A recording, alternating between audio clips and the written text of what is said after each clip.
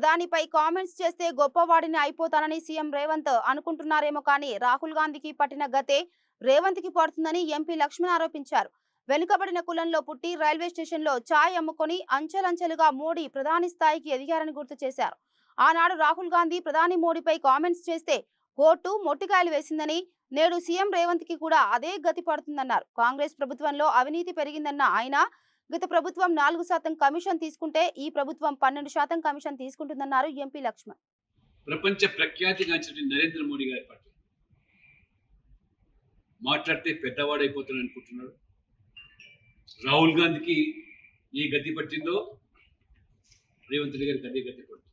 రాహుల్ గాంధీ ఇదే విధంగా మాట్లాడు వ్యాఖ్యలు 3 సార్లు ఒక సామాన్య కుటుంబంలో, పేద కుటుంబంలో, అత్యంత వెనుకబడ్డ సామాజిక పుట్టిన వ్యక్తి, రైల్వే స్టేషన్లో ఛాయమ్ముకున్న వ్యక్తి, ప్రజాస్వామికంగా 3వసారి ప్రధానమంత్రి అయితే సహించలేక, జీర్ణించుకోలేక ఆయన కులం పేరు మీద, ఆయన వేసుకునే బట్టల మీద, ఆయన తినే తిండి మీద వ్యాఖ్యలు చేస్తే కోర్టు మొట్టికాయలు వేసి శిక్ష విధించిన ఇవాళ రాహుల్ గాంధీకి బుద్ధి రాలేదు. రాహుల్ గాంధీ దారిలో ఈయన పయనించాలనుకుంటున్నాడు. కనీస అవగాహన లేకుండా మాట.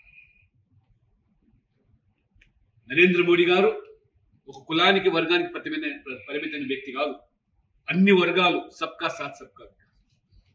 అయినా ముఖ్యమంత్రి గారు ఆనాడు రాహుల్ గాంధీ ఇదే విధంగా వ్యాఖ్యానించారు.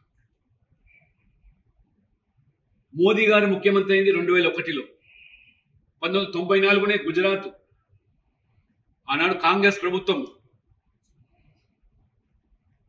కబీల్దాస్ మెహతా ముఖ్యమంత్రి, కాంగ్రెస్ ముఖ్యమంత్రి, ఆయన హయాంలోనే ఈయన తేలి సమాజం ఏతుందో బీసీ జాబితాలో చేర్చిన విధంగా ఈయన ప్రధానమంత్రి ముఖ్యమంత్రి కాకముందే 1999లోనే మరి సెంట్రల్ ఓబీసీ లిస్టులో చేరిన విషయాన్ని కనీసం అవగాహన లేకుండా ముఖ్యమంత్రి స్థాయి వ్యక్తి ఆ రకంగా కులాల గురించి మాట్లాడడం అంటే, మీరు ఈ కులగణంలో వైఫల్యం చెందారు కాబట్టి ప్రజల దృష్టి మళ్లించడానికి కులాల మధ్య తగాదు పెట్టే ఏదైతే ప్రయత్నాలు చేశారో, మీ వైఫల్యాలను ప్రజల దృష్టి మళ్లించడానికి అవన్నీ కూడా అబాస్పాలు అయింది. మన ఈ కులగణన అన్ని కులాలు ఇవాళ ప్రశ్నిస్తున్నాయి కాబట్టి ప్రజల దృష్టి మళ్లించడానికి ఈ అంశానికి తెర మీద తీసుకొచ్చారు.